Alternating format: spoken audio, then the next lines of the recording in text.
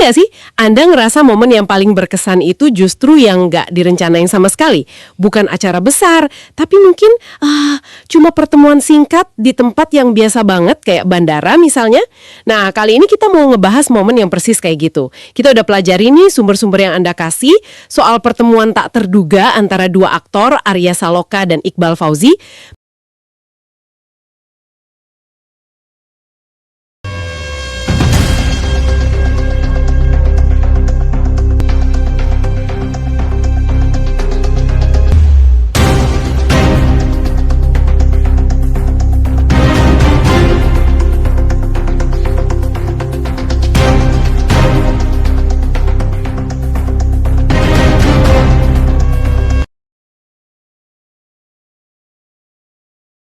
Misi kita kali ini, kita mau coba bedah kenapa sih pertemuan yang kelihatannya simpel ini bisa bikin penggemar heboh banget dan nostalgia.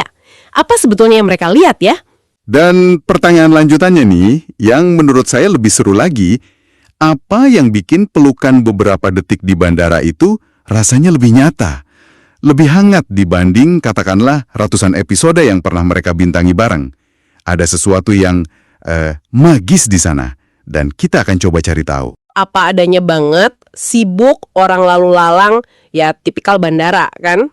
Tipikal bandara, betul. Nah, di tengah keramaian itu, tiba-tiba muncul Arya Saloka. Satu hal yang langsung saya notice dari sumber itu adalah penekanannya ke penampilan Arya yang kasual banget. Awalnya saya pikir, ini detail sepele, tapi ternyata ini penting ya. Kenapa gitu?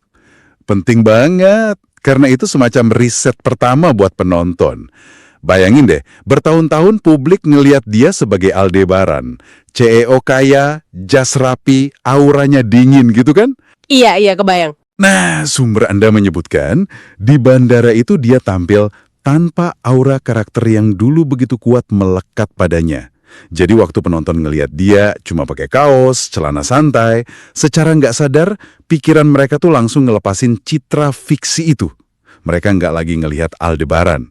Mereka ngelihat Arya. Ini langkah pertama menuju keaslian. Masuk akal. Jadi panggungnya udah disiapin buat interaksi yang jujur, bukan acting. Terus, momen intinya kejadian. Dari arah lain, Iqbal Fauzi muncul. Katanya di sini, langkahnya tuh sempat melambat pas mereka saling lihat. Betul. Sumbernya deskripsiin dengan puitis banget. Bukan tatapan rekan kerja. Itu tatapan dua orang yang pernah berbagi cerita panjang. Wah, ini dalam loh maknanya. Dalam banget.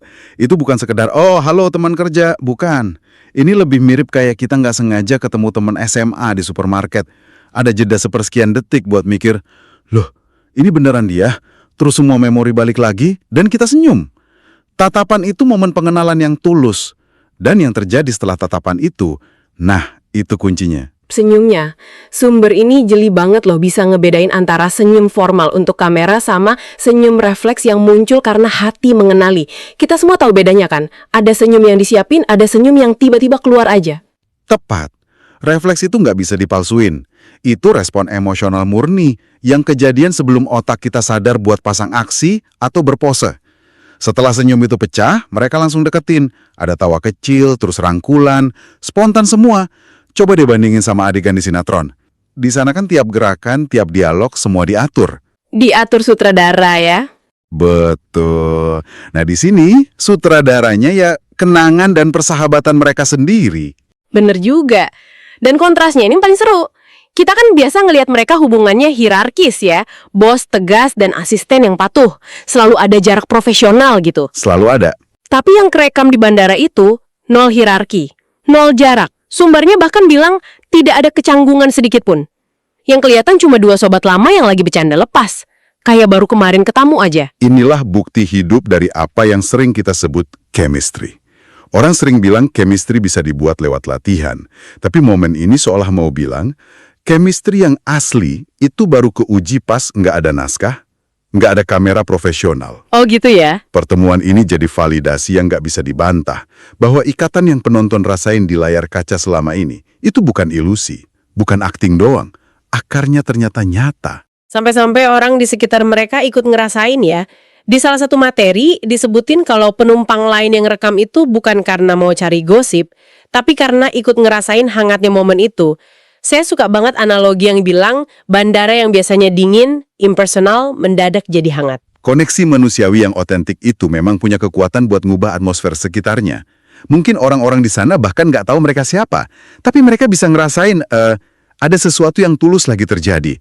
Adegan kecil tapi dampaknya ke seluruh ruangan. Tentu aja, momen sehangat ini di ruang publik nggak mungkin berhenti di situ. Dalam hitungan jam, klipnya udah di mana-mana. Dan reaksi netizen ternyata sama menariknya.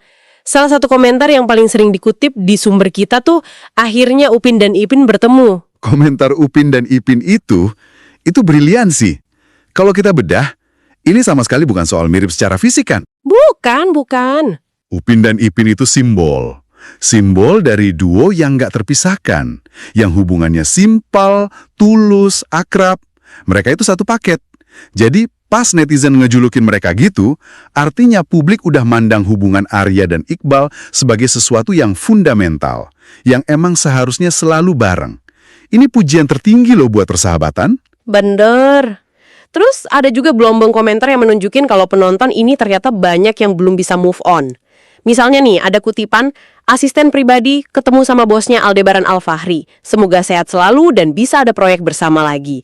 Komentar ini jelas banget kan? Bagi mereka, persona karakter itu masih hidup. Masih hidup. Mereka nggak cuma kangen ceritanya, tapi kangen interaksi antara dua karakter itu. Nah, disinilah kita sampai ke aha momen terbesar dari semua materi yang kita punya. Ada satu kalimat kunci yang menurut saya ngerangkum semuanya. Kadang, orang tidak merindukan cerita. Mereka merindukan rasa. Coba deh, kita resapi kalimat itu. Wah, itu dia.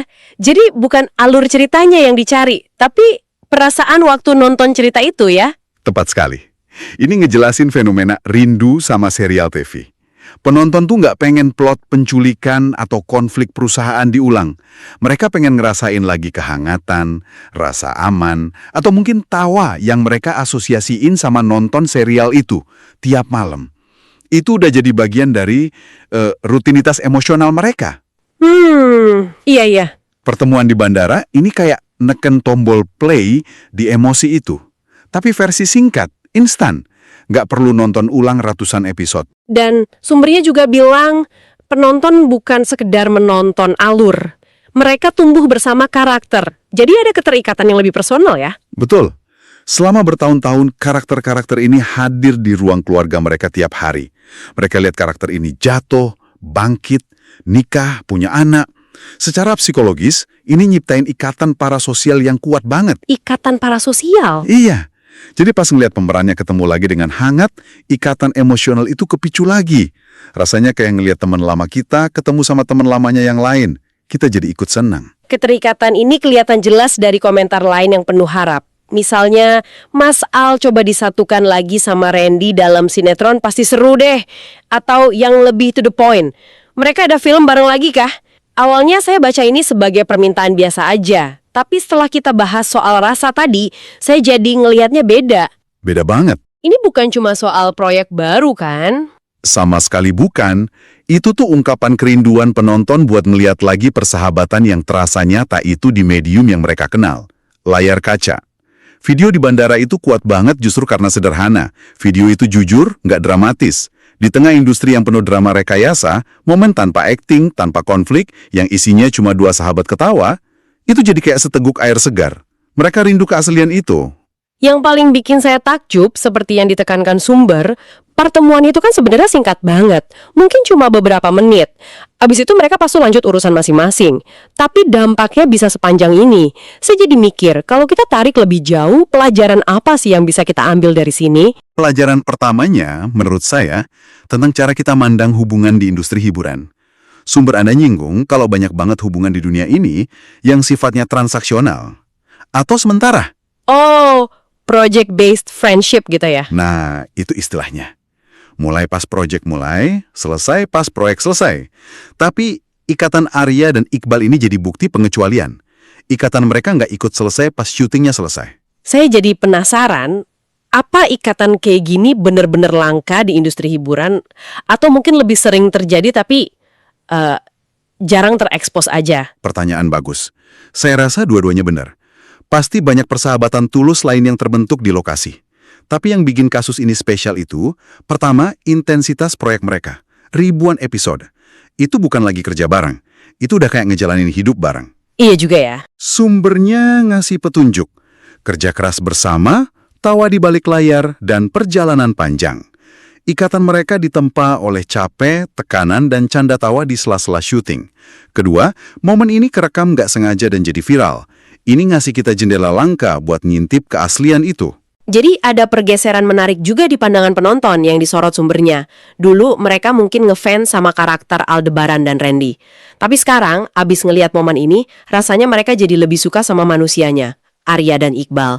Fakta bahwa kehangatan itu tetap ada, bahkan ketika kamera mati, itu yang bikin spesial. Dan ini ngebawa kita ke sebuah wawasan penting soal apa yang dicari audiens modern. Ternyata, di era di mana semua bisa direkayasa buat konten, nilai jual tertinggi itu adalah keaslian yang gak disengaja. Video ini viral bukan karena dramatis, tapi justru karena tidak dramatis. Ini bukti kalau audiens punya radar yang peka buat deteksi mana yang tulus, mana yang buat promosi.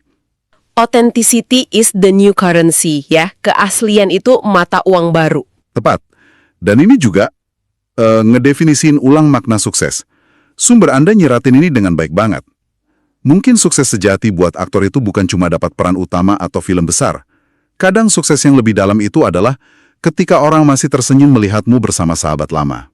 Itu validasi dari sesuatu yang lebih fundamental dari sekedar popularitas, yaitu koneksi manusiawi. Jadi kalau ditarik benang merahnya, alasan utama kenapa momen di bandara itu begitu meledak, itu bukan cuma karena nostalgia sinetronnya, tapi karena satu keyakinan sederhana yang terkonfirmasi di benak penonton. Keyakinan bahwa persahabatan itu nyata. dan di dunia yang sering terasa penuh kepalsuan, kepercayaan akan sesuatu yang nyata itu nilainya tinggi banget. Itulah sumber kekuatan utama momen ini. Bukan adegannya, tapi keyakinan yang dibangkitkannya. Oke, jadi kalau kita rangkum pembahasan kita, sebuah pertemuan yang sangat sederhana, nggak disengaja di bandara, jadi pengingat kuat kalau hubungan tulus itu nggak butuh panggung besar buat terasa berarti.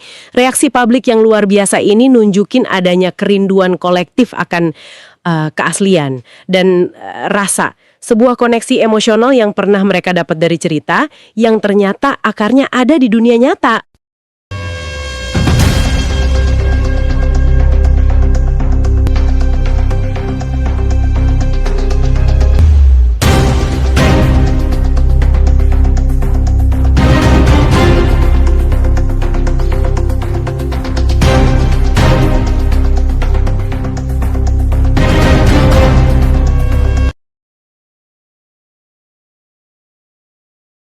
Di akhir salah satu sumber kita, ada pertanyaan yang diajukan.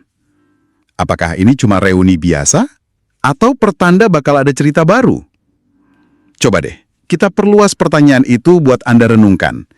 Di dunia yang sekarang penuh sama konten yang direncanakan, ditulis, direkayasa, seberapa besar sih nilai yang kita kasih buat momen-momen keaslian yang nggak disengaja kayak gini? Dan kerinduan kita akan hal itu, sebetulnya itu ngasih tahu apa tentang kebutuhan kita akan hubungan yang tulus. Baik yang kita tonton di layar, maupun yang lebih penting lagi, yang kita jalani di kehidupan kita sendiri.